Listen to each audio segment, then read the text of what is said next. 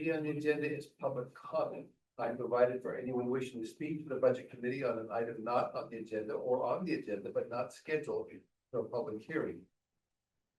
Do we have anyone who is prepared and desirous of offering public comments? There are no written comments. There are nobody signed up for comments, and we have no attendees on Zoom tonight. Thank you.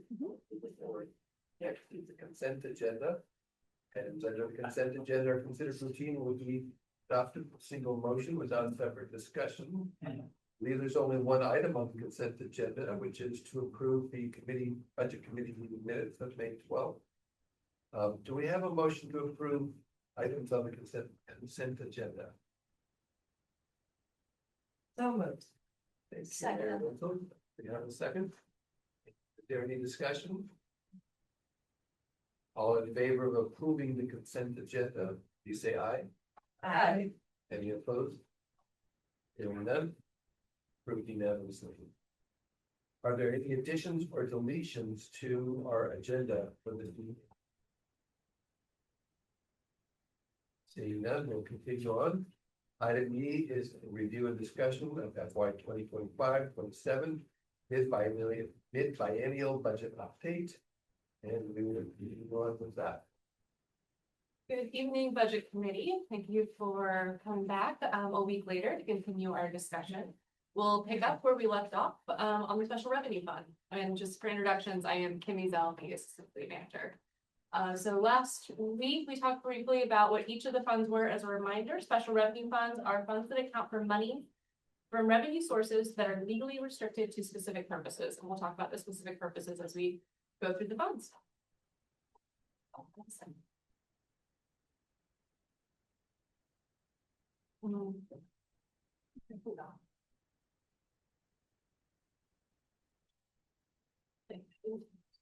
Thanks, Jacob.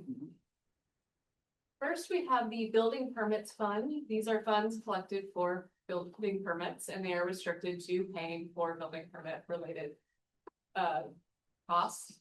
The personnel costs have been below budget amounts due to a building official retirement and an inspector vacancy.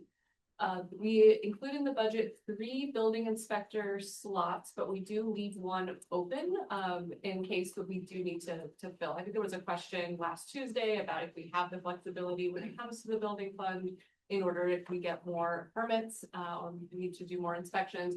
And this is how we ensure that flexibility. So we have the ability to fill the 3rd inspection if business warrants.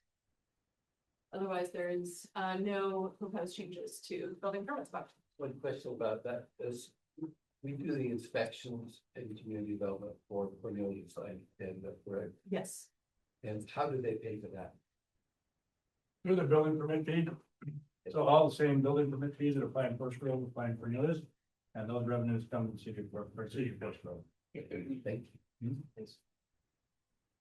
Facility Major Maintenance Fund. This is a fund that is used to accumulate funds for major maintenance on general fund facilities that do not have a dedicated funding source. So think our police department, fire department, library, all fall into this category. The funding comes from general fund savings. So when there is funds left over at the end of the year from the general fund, we have an option to move some of that funds into the Facility Major Maintenance Fund in order to pay for major maintenance.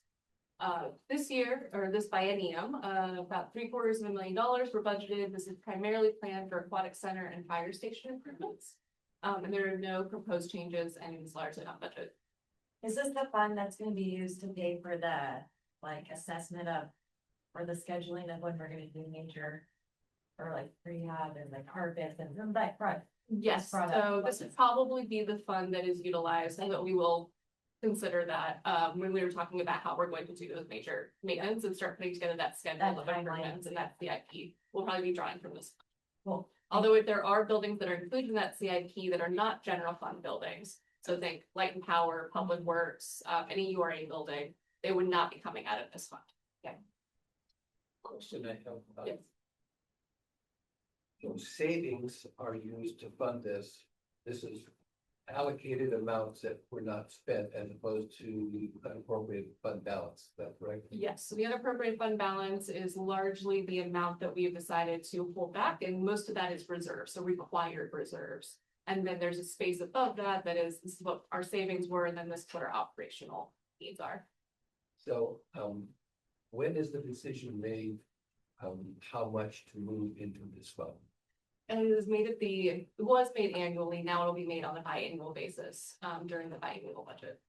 The end of the fiscal year, I guess. We get into the End of the biennium. end of the biennium, so as we're preparing for the next biennium, it will get something that comes to the. So is there? Do you predict how much you're gonna put in there, or is it just you see what happens at the end of the biennium and you get what you get? As a historical process.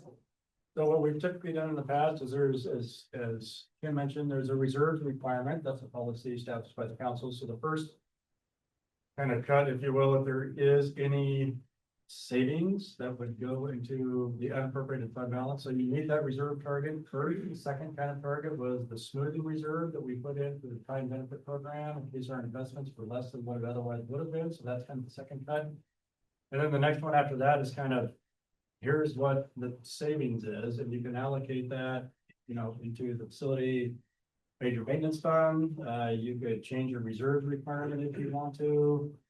That's kind of a discretionary pot of money, so to speak. In the past, it's typically gone into this unless there was another major project that it was used for. One year, for example, some of it was used for the city hall project. It was the general fund portion of the city hall project.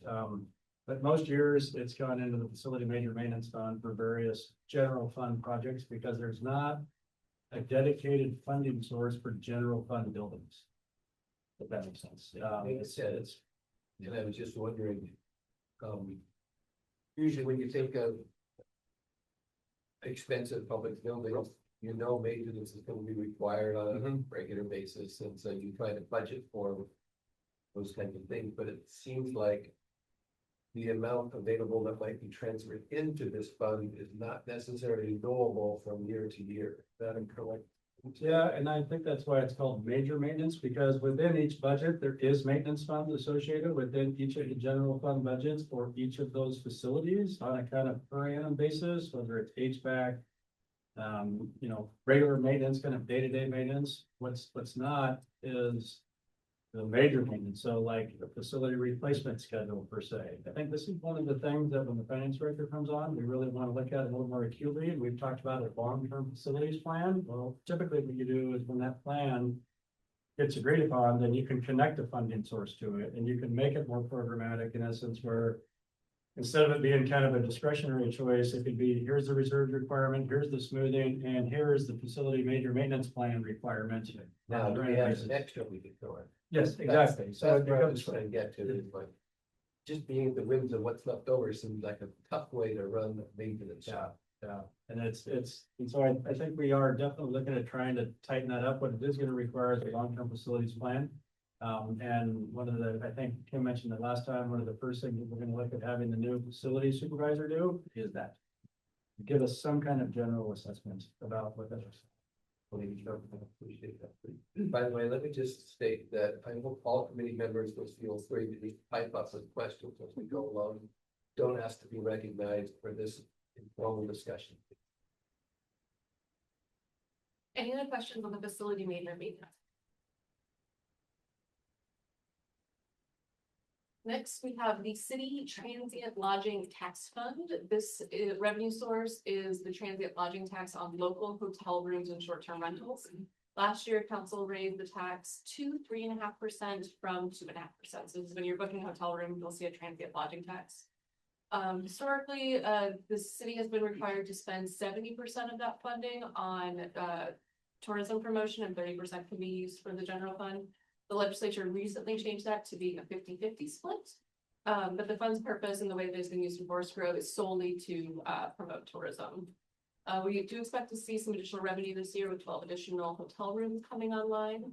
And right now the fund is budgeted to support 4 programs: the tourism event sponsorship program, tourism capital grant program, the public arts program, and the tourism marketing contract.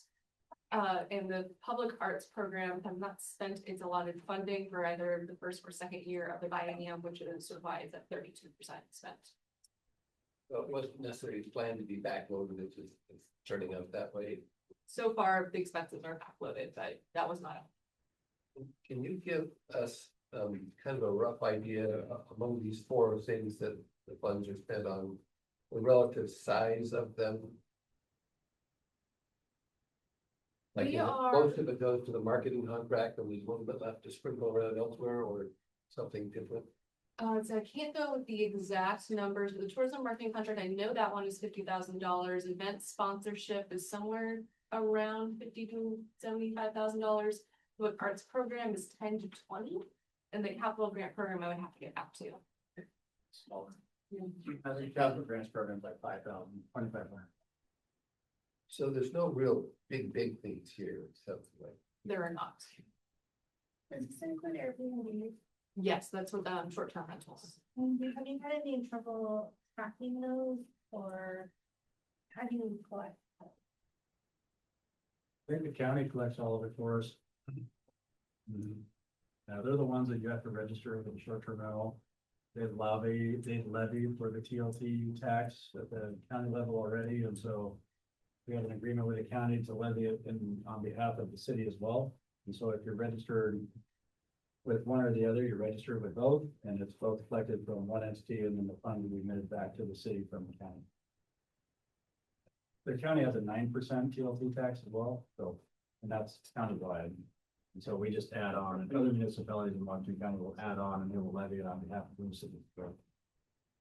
Just to add in, and correct me if I'm wrong, but we're gonna have a work session. Yep. The council's gonna have a work session on PLT, raising percentage and other options, and with the recent update with legislation, so that's gonna come up either, I don't think it's the next meeting, but I think soon. Soon. Soon, we were like trying to get into the next meeting, but we have some other things, so within the next couple of months, we'll be talking about that as well. You wanna tune in? Is currently none of these funds raised towards the general fund, is that correct? Right. Is there any discussion to add properties owned by private equity companies being taxed especially too? We've not had a discussion on it. Oh, interesting. I'm not sure I know the answer to that. Yeah, and whether those are used as short-term rentals or not, if they're used as a short-term rental owned by a private equity company, then yeah, they would be, right. Oftentimes they're just held in, so. Yeah, Well, we haven't had any conversations about like vacancy taxing. I know Portland's been having that conversation. Thanks. Trail System Fund, so this is one of our smaller funds. Its revenue source is waste management revenues that exceed the city's caps. The city has a cap on how much waste management can receive as revenue, and if they exceed that, then the rest gets remitted to the city. These funds must be expended on trail maintenance, and this year, that $80,000 in year one, and what we expect to spend in year two is to replace an old pickup truck that hauled materials related to trail maintenance as well as plow. Budget performance is on track. City Enhancement Fund, also related to waste management and solid waste collection. This revenue is $1.50 that is collected at the Forest Grove transfer station. Or every tonnage that gets dropped at the transfer station. We collect this from the county collects it, and then we must use it for certain grant programs to improve the community. So this year, the funds have been expended on the community impact and the community enhancement grants. We just signed the next 5-year IGA for these monies. It's Metro actually, not the county. And the fund is at this point on track. Library Endowment Fund, this fund revenue source is interest earned on the sale of the Rogers Room, I believe from the 80s, and so that's a restricted balance, and then we receive occasional estate donations. This year, the funds were expended on new furnishings in the children's area, and they are restricted to being able to purchase items to enhance the library experience. So that's the new tree in the library. Kids can go and sit and read. Otherwise, if this one is also on track. Street tree fund, so there's an additional fee on the building permits, where the city takes responsibility for planting and maintaining street trees in new developments. Funds have been expended on annual planning, planting and maintaining of those street trees, and it came in under budget, so our fund is less expended than we thought. The maintenance that it happens, is this only for trees that are on city owned lots or is this? What is it? It's a confusing one. This is not necessarily usual way of practice, but in new developments, rather than having the developer and the homeowner plant and then maintain the tree for the first year or two when it's at its most vulnerable, we collect the street fee, we contract for planting in the right of ways in new development, and then maintain for the first year. Or pay the contractor to maintain for the first year, and then it becomes the homeowner's No ongoing maintenance, but initially. initial maintenance to get the tree healthy and started. Okay, Public Arts Donations Fund, the Public Arts Commission does do fundraising events and has done those in the past, and they earned interest on those funds. They've not spent their allotted funds for this year, but they do intend to spend the funds on projects during year two. They are celebrating their 20th anniversary, and I believe they've got some projects associated with that coming up. Alright. That wraps up the special revenue funds, the internal service funds. These are funds that account for goods and services across departments that are done on a cost reimbursement basis. The equipment fund is the first one on the list. The equipment fund is overseen by Public Works. It manages maintenance and acquisition of almost the entire city's fleet. It does exclude light and power and fire. The budget was front loaded into year one to initiate some vehicle purchases, both some long lead times. Crystal, our Public Works supervisor, told me about there's a 14-month wait for a Vector truck. So we initiate those purchases long in advance to make sure that we can get them in the biennium. We have over $1 million of expected purchases that are contracted and could finalize in year one or year two, and we're tracking those expenses closely as we move into year two. What is the source of funds? So it depends. A lot of the city's fleet is general fund. So anything that is a general fund fleet vehicle would be, they get a reimbursement from the general fund that comes into this fund. If it's a Public Works or related, then it comes from those funds. And so this fund becomes that amalgamation that is billed out to the other funds on that cost reimbursement basis. I was surprised that Light and Power, for example, which is its own profit and cost center, didn't purchase their own vehicles. It sounds like they sold them, but it's from this fund. No, this fund actually specifically excludes light and power and fire. So because light and power and fire have their own fleets that are very specialized, they manage their own funds, and this fund manages all the other vehicles. Sorry, that confusion.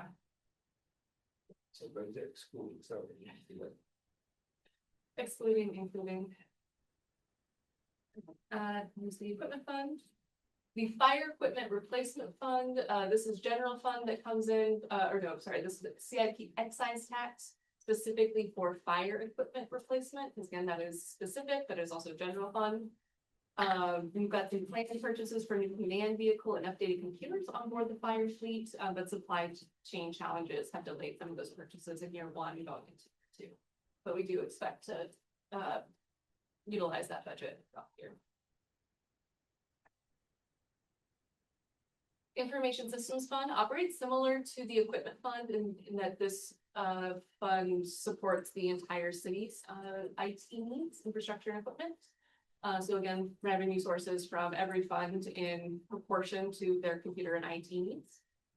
We've made significant investments in IT in year one, including new workstations for many employees, getting people off of Windows 11 or Windows 10 computers onto Windows 11, as well as a new Nutanix server, which we've been told that we needed. And we've had some other capital investments that might continue into year two, but we do expect to see that decrease. So this is different from the money that we use to outsource our IT service. No, it is also the money that we use to outsource our IT services come out of this fund, because that supports the entire city. And we're contracting with We have been contracting with a private company called Structure. We are looking at doing changing that to an IGA with Tiger. Not done it yet, but it's in the work. It's in the works. We have a draft IGA and we're looking forward to bringing that forward. And that should be a cost savings to the city. City Utility Fund. This is a fund used to pay utilities on city buildings. We are on track with that fund. Risk Management Fund, similar to some of the other funds, all other funds in the city pay into the Risk Management Fund in order to pay for the city's insurance and related expenses. We are on track with our expenses for this fund this year. We expect to be in the next biennium, or for the rest of the biennium.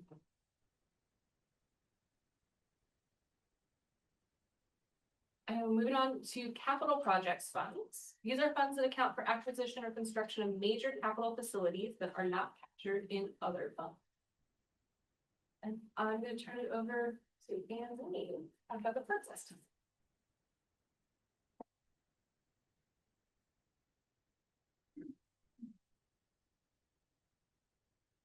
Thank you, Bailey. So Parks SDC Fund. We were able to complete in the first year of the biennium, the Knox Ridge Park renovations, as well as the Forest Grove Loop Trail Master Plan. Those were both completed in October.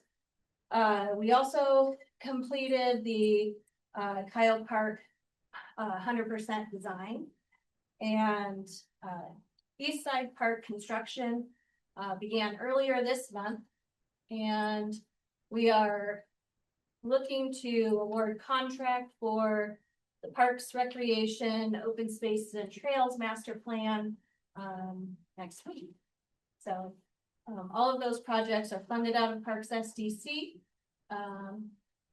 We like to use the funds here as leverage when we apply for grants, particularly to try and stretch the money as long as possible and do as much as we can with it. Most projects have some type of granting that's tied to them. So the Loop Trail Master Plan was funded partially by Metro. So yeah, there's great opportunity to leverage balance in this fund for grant matches. Is the backloaded fund, let's see, we're only 12% through it. Yes, and remaining funds roll over year to year and accumulate as people purchase building permits, so. What is the, do you have to know what the beginning and ending fund balances? The beginning and ending fund balance, it may including the unappropriated fund balance. Don't have that number off the top of my head, but we can follow up with you. What I understand you to say is that being at 12%. Yes, absolutely. So I'm gonna take it, I should have asked this question last week. But how adult recreation is it, we started adult pickleball, is there plans for that to continue to grow, like maybe say adult softball? Or something, I would assume that's not very costly, like that's the park on a Sunday. Or like anything. Yeah, I know Cody's got lots of plans to grow recreation, not having a recreation division at all. A few years ago, we really had to sort of create the foundation and just go with the low hanging fruit, which is children's programs at first, and figure it out and establish our system, and before we could really expand into other programming. But we feel like we're there now. We're ready to sort of start reaching out and doing other things. So yeah, it's exciting. Cool.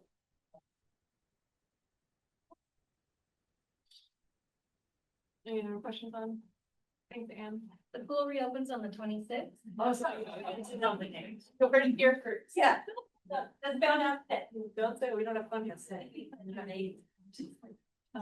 CIP excise tax, fund revenue source, there's a $3 CIP excise tax fee on utility bills for residential customers. There's also a charge for commercial customers as well as industrial.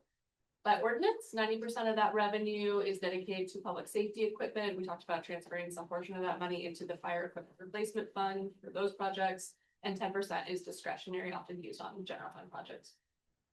Funds expended this year were on some facility security upgrades and transfers to both the police fund and the fire equipment replacement fund for public safety equipment.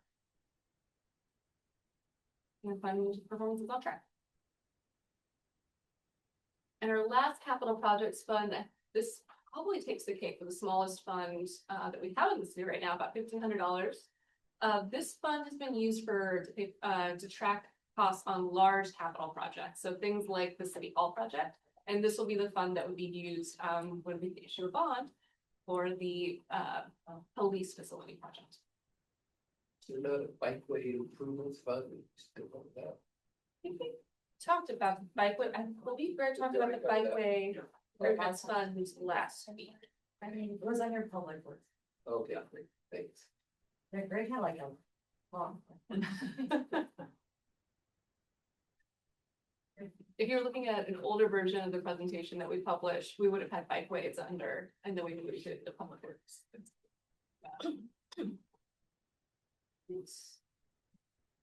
At this point, I'm happy to go over the adjustments that we talked about last week, or I can hand it over to the chair to consider a recommendation to council from the budget committee about staff's requested adjustment.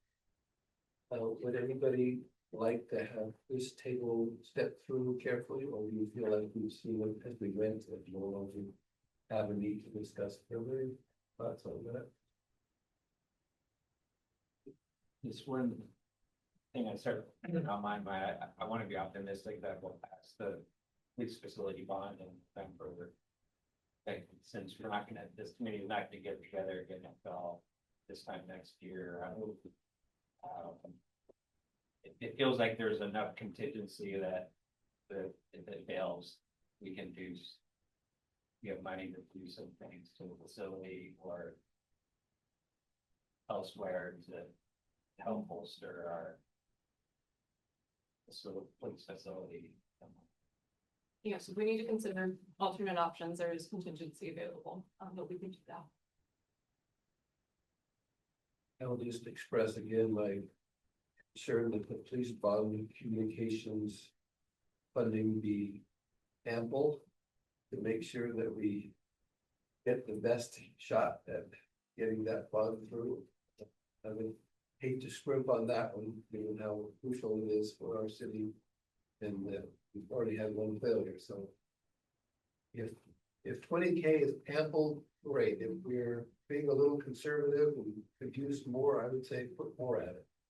So I did follow up with our communications manager following this conversation last week, and she assured me that she will always take more funding for more mailers. But that she does believe that $20,000 is appropriate. And so far, looking at her budget, she's budgeted for about 16,000 and still has 4,000 to play with. Kim, if we got to a point within the city where we thought we needed more money, what would be the process and how we could get that? Education.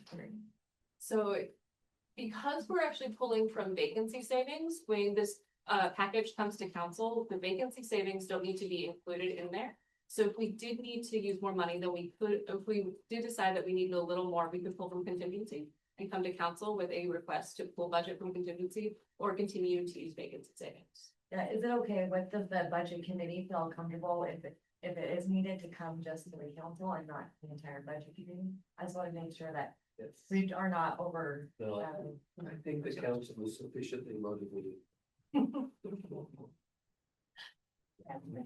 Yes. When you change your format to biannual, obviously, I don't think anyone was expecting to get it 100% back to these adjustments. Feel in line with what you were expecting for increases. I'll turn it over to you since I wasn't here. I think generally speaking, yes, these are for unforeseen things for the most part. That kind of arose through the course of the operating year. I think the emphasis and the real emphasis in the planning of the biennial budget is at the start of the biennial budget for the first 2 years. And that's where the kind of strategic planning comes in. where you are trying to kind of forecast what it might look like over 2 years. And in some cases, there is gonna be things that change in that first year. It's gonna require some adjustments. So I think we've tried to stay true to that intent, if that makes sense. I don't know exactly what we expected. There were a couple of things that came up that I don't know that we expected, and we've talked about them here at the budget committee, and I think next year we're gonna continue to kind of perfect the biennial process. But generally speaking, the intent of the biennial budget is to try and encourage more conversation, more thought, and more strategic planning, and connecting your resources and what your objectives are. The biennial budget has been a very good process for that. I have one question for Greg. You talked last time, I know, about the compound water meter for 180 volt. Yes. And if I understood it right, that was because we have a customer who is using said meter, but it's not metering correctly, and they're getting a lot of free water. Yes, that's correct. Are we losing $180,000 worth of water?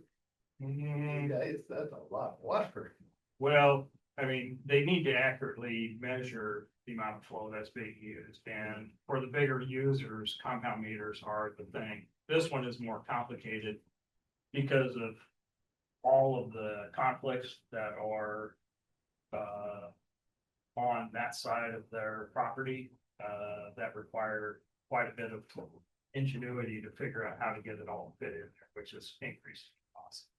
And that, again, is an estimate. We don't have a firm number yet. That'll probably be a lot less.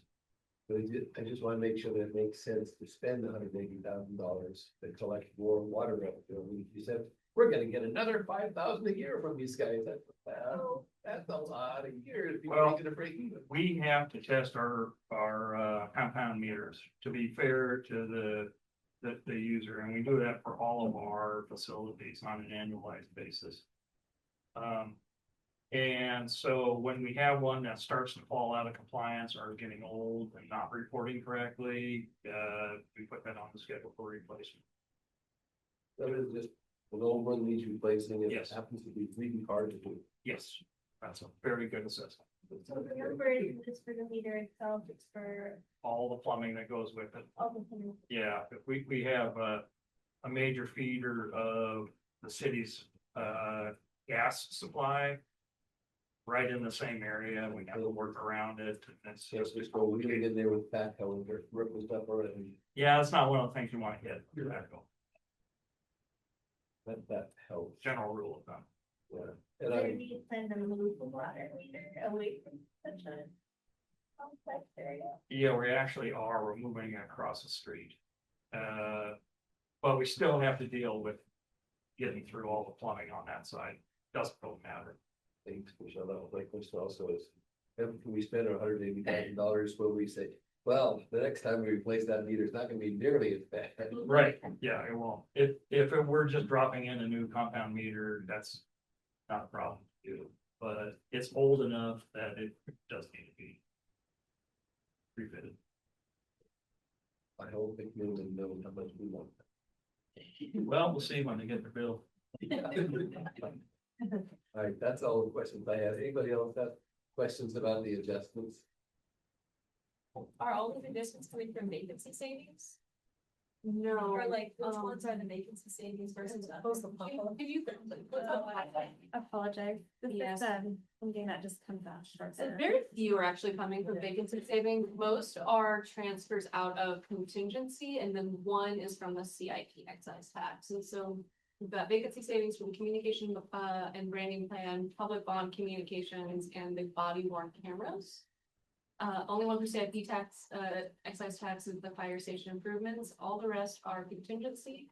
And then on the second page, they are all contingency as well.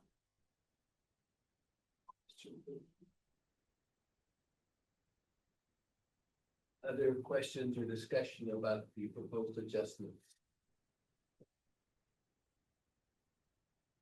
I think it would be good for the budget committee to make a motion to endorse these for the city council benefit if they consider them. There a motion to do so for the budget committee members. So moved. We have a second for that. I'll second. Any discussion about that? Okay, all in favor of making this endorsement, please say aye. Aye. Any opposed? Hearing none, budget committee formal endorsement adjustments as formally indicated. Right, I think that is the end of what business we need to send up as part of the city budget committee. So we will adjourn the meeting, and roll the URA, so back to you there, Lindsay. Thank you. Good evening. I'm gonna start with the roll call for the next week.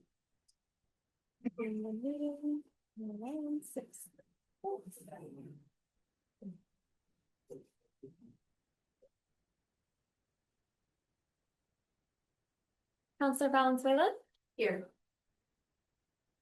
Jennifer Thomas, Here. Counselor Schimmel. Here. Cristobal Mejia. Here. Counselor Martinez. Here. Counselor Marshall. Carla Kimsey. Here. Mallory Highfield. Here. Counselor Gustafson. Here. Counselor Falconer. Here. Brian Dennis. Present. Rachel Bateman. And Chair Wenzel. Here. I know I was pretty like that. Okay, thank you all for attending this urban renewal meeting. I would like to open the floor for nominations.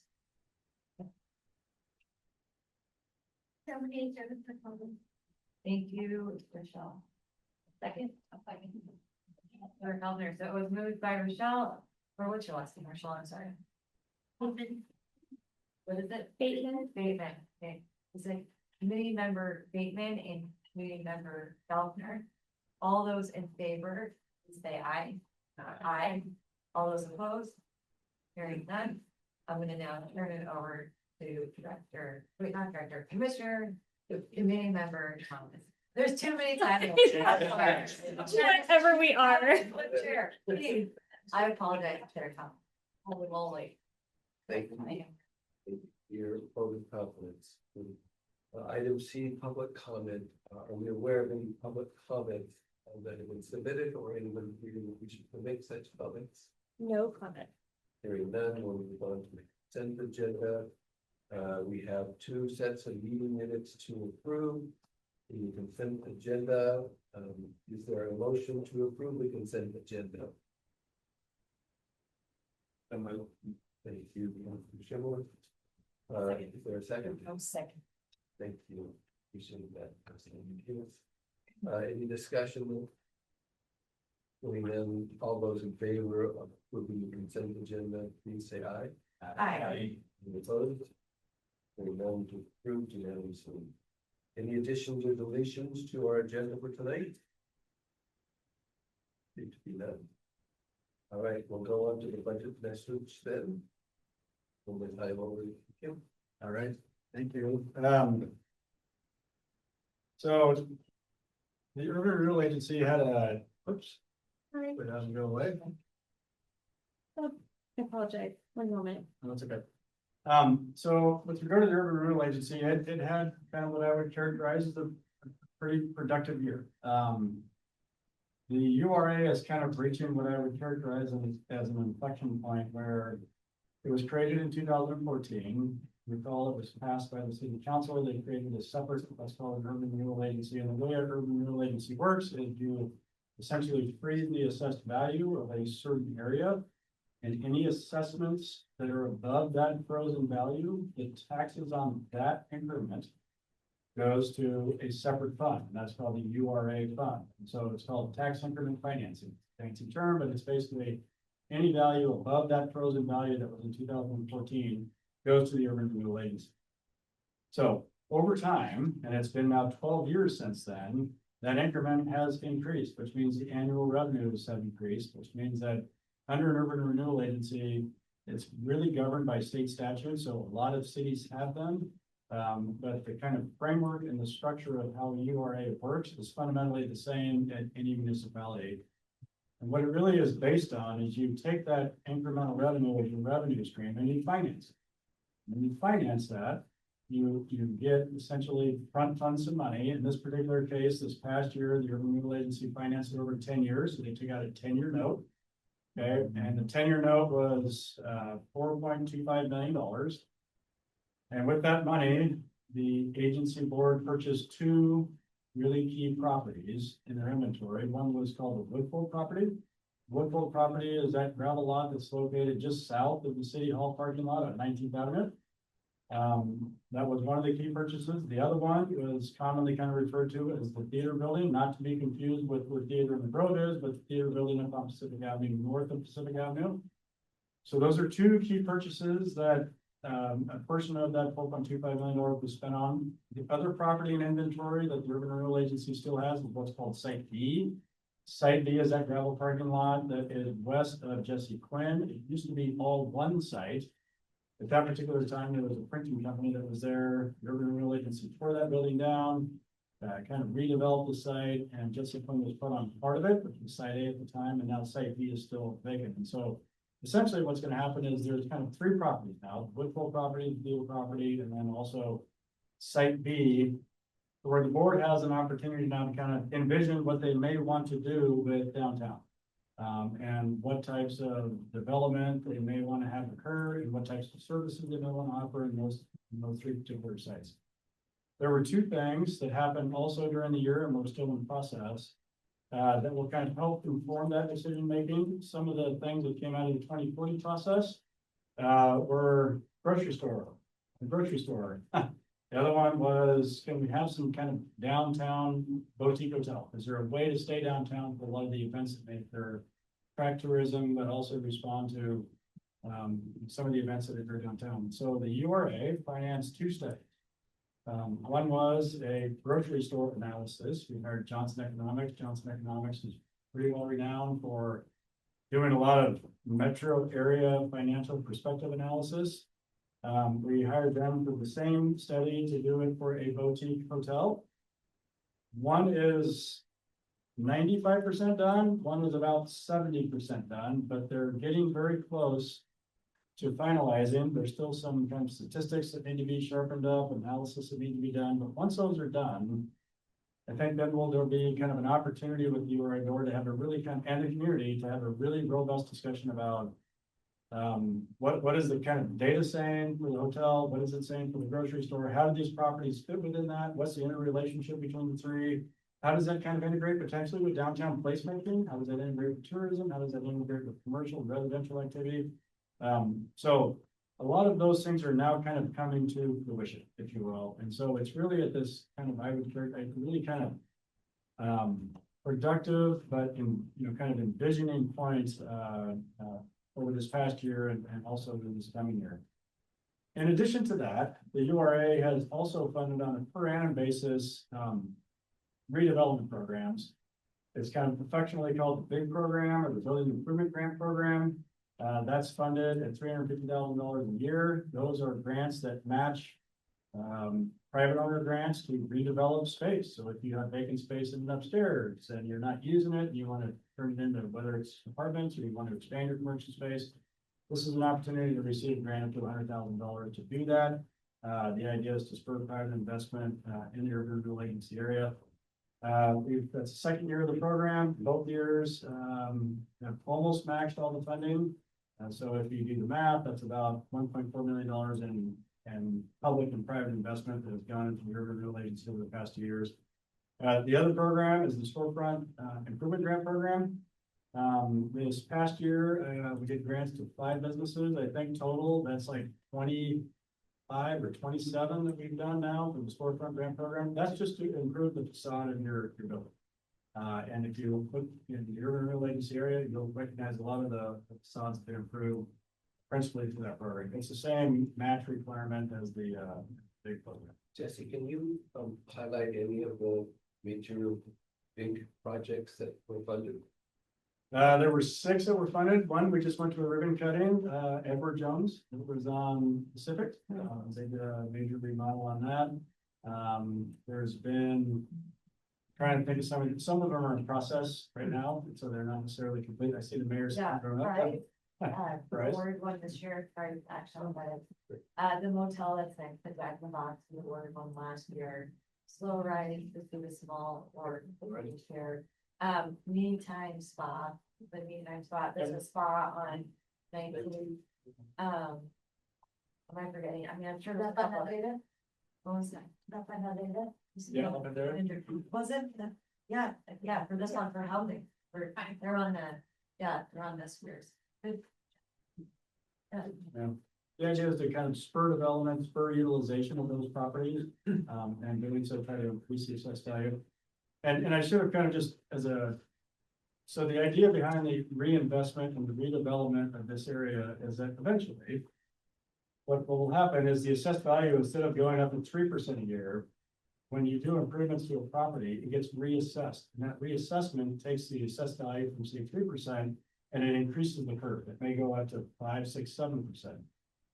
The idea behind urban renewal agencies, generally speaking, is at a certain point in time, when the urban renewal agency expires and your debt is paid off, all of that money returns back to the general.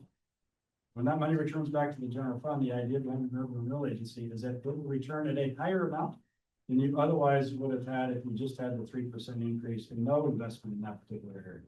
So that's really kind of the genesis and the vision of an urban renewal agency.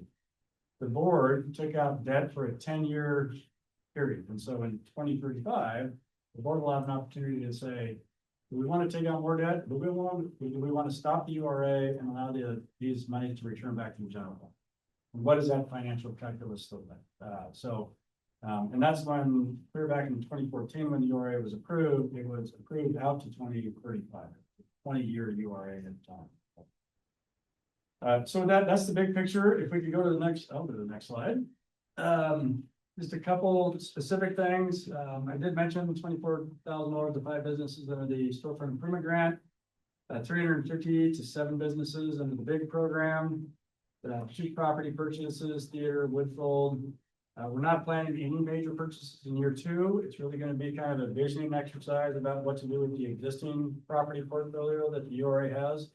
And I guess the only other thing I would add is if you look at the annual revenue that is now coming in under the Urban Renewal Agency program, when the board took out a 10-year note, we financed that with 50% of the revenues that came in. So half of the revenues that came in was financed to do the $4.5 million, the 4.25. The other half was used for the grant programs. So there was this kind of very strategic decision about, we're going to finance half of the revenue stream, but we're also going to make sure that we have enough to continue the grant programs over that same 10-year period and not use it all on financing debt, if you will. So that's still true. About 50% of the revenue is used for grant programs. About 50% of the revenue is used for debt requirements. And that debt requirement, there's about 1.4 million in what's called unappropriated fund balance. So there's about 1.4 million in the savings, if you will, that the board could look at to use to potentially incentivize development. You could purchase some of the property, you could use it for grant programs, you could do, there's a menu of options there. So, but from an annual cash flow perspective, it's about 50-50 grants, 50-50 debt. Yes, yeah, you had liberty to say how much the city expended to purchase the properties. You already spent in purchasing 2 properties that were covered.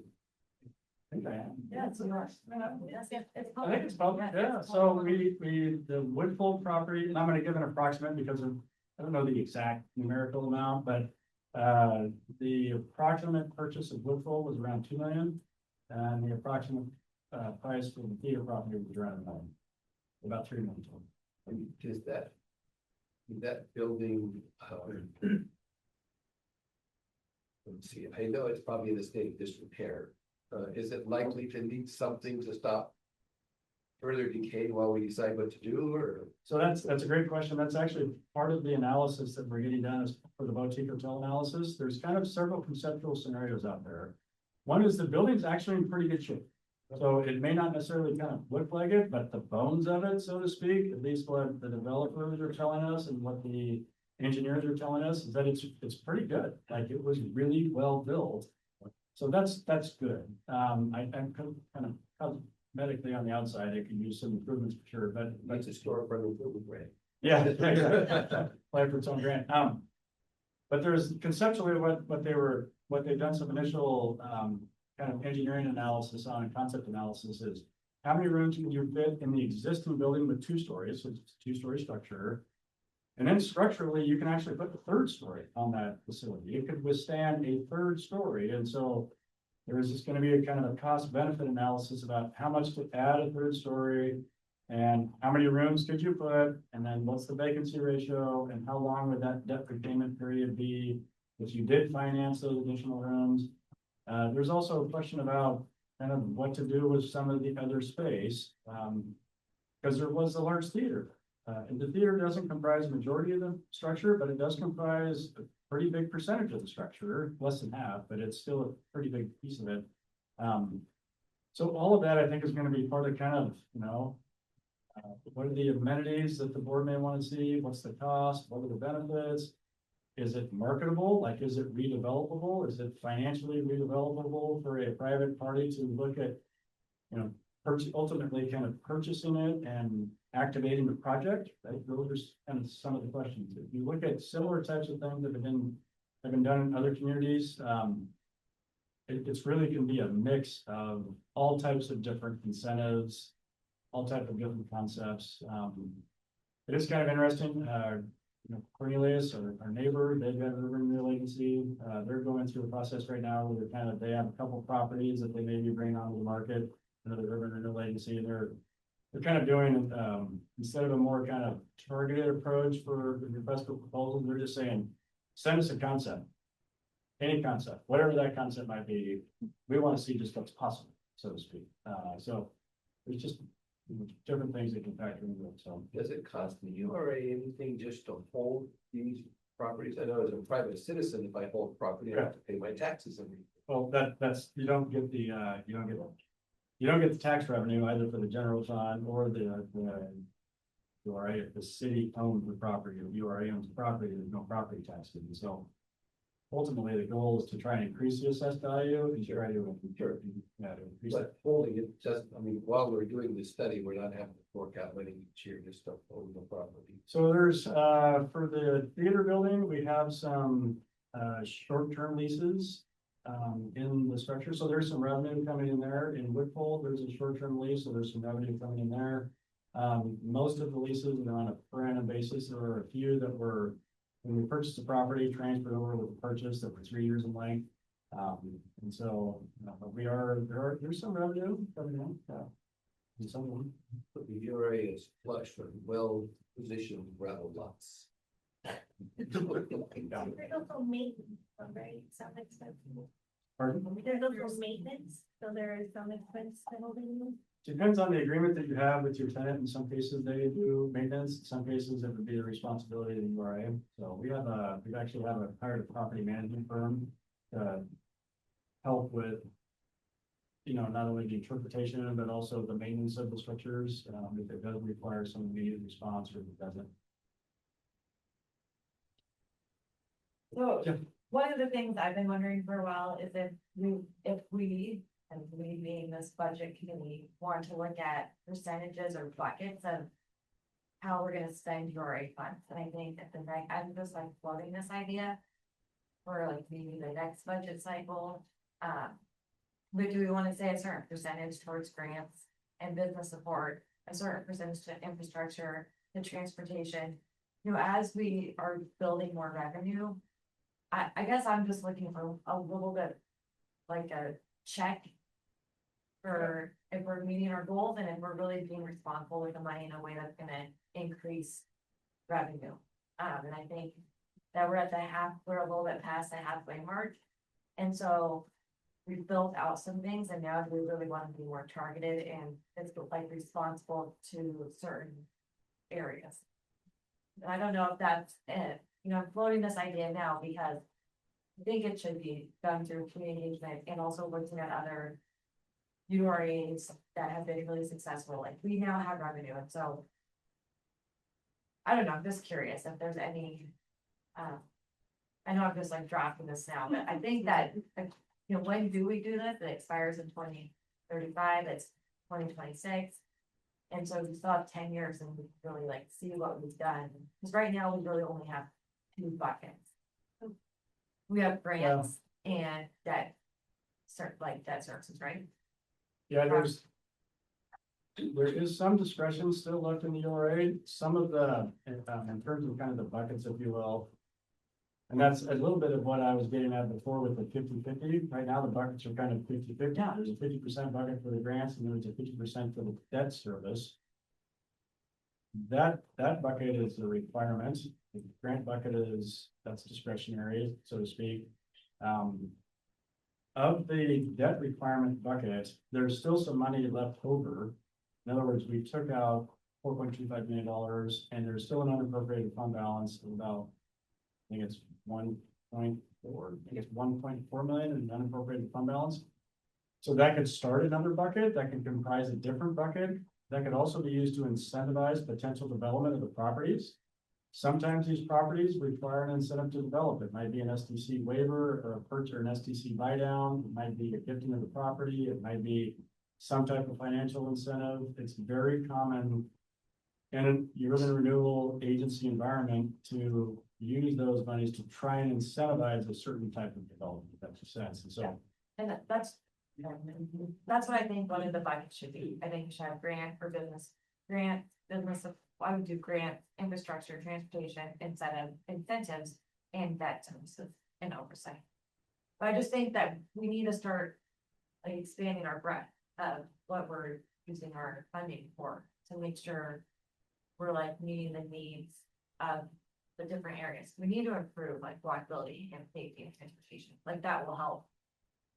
Anyway, just some things to chew on, but we have more money now, like we built it out, and so now when you have more money, like you start to like. I would just like to start to say like, hey, what else can we do with this funds to continue, revitalizing and creating more revenue? Yeah. Like, cause that's the ultimate goal. Sorry. I have a clarifying question and sort of a process question about, so this actually sounds like an urban renewal agency board question. Yeah, It's a sorry. policy question about the program plan. So I'm wondering if we need, That's true. if we need to make some kind of a motion to have a work session on this to begin that process, but I don't think this is yet a budget. Yeah. we actually have a board work session planned soon. We're really encouraging the studies to get complete so we can kind of do some summaries of that. And then really, I think to the mayor's point, kind of lay out better the financial picture, so to speak, like where we're exactly at. There is at some point going to be a connection between what the board may want to do with these properties and then a response from kind of the development community about what they might want to do and what they may say may be required to do something. And so when we get that kind of information, that's really when the financial picture starts to clarify. That's really when you're going to start seeing, oh, okay, it's going to take a lot to do that. We may want to go this direction, or it may not require as much. Or we're going to stick with this, but recognize there's going to be a trade-off with that funding source, and we're going to have to forego this over here. That's when we just don't have all of those colors of the picture, so to speak. Yeah, we might get some feedback during these analyses and then also Absolutely. sort of, feedback from people who may be interested, but they say, hey, you still have what, like, there's all these downs, like, I'm not seeing the market yet. Maybe, but there's this, and this, and so that should be where the hurdle we're willing to see when it comes to a work session to give that information and talk about how to incorporate that into maybe changing to. Absolutely. And the only small last thing I would mention is that these analysis, we're going to be public, anybody can see them first.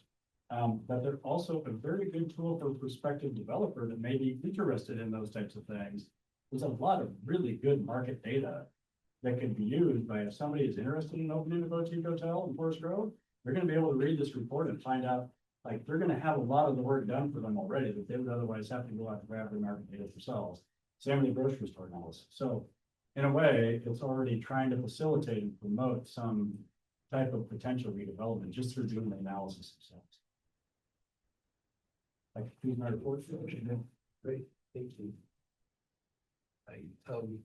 Since there are no adjustments being proposed, I don't think there's any endorsement that the URA Electric Committee needs to make. Are there any other questions or discussion any committee members would like to have? If not, we'll thank staff for presenting the information and we will adjourn the meeting. Thank you.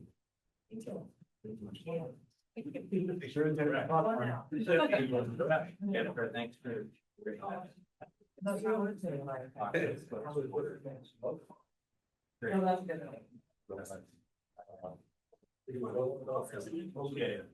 Thank you, Jamie. Yes, you're welcome. You already get to be official. That. Well,